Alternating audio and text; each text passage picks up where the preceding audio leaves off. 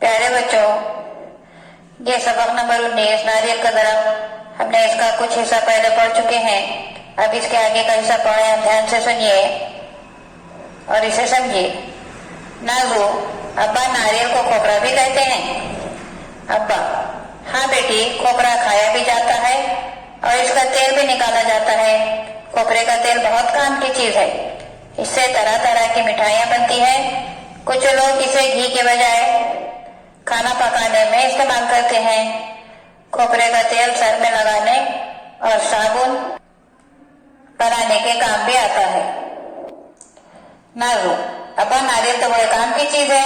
अब्बा: हाँ, अभी तुमने पूरी बात सुनी भी नहीं है। इसके रेशों से रस्सी बटी जाती है।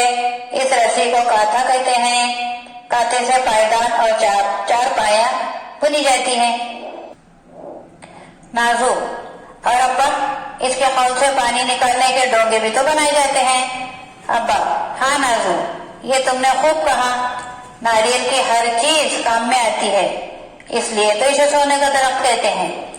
प्यारे बच्चों, अब ये सबक खत्म हो चुका है। इंशाअल्लाह आइंदा वीडियो में अल्फाज के मायने सवाल के जवाब देखेंगे। आप इस सबक को बार बार सुनिए ताकि आपको ये सबक समझ में आए।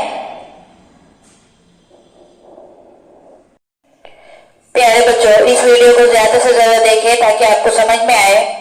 इस वीडियो को लाइक करें, शेयर करें, सब्सक्राइब करें। इंशाअल्लाह आइंदा में वीडियो में मुलाकात होगी। खुदा हाफिज।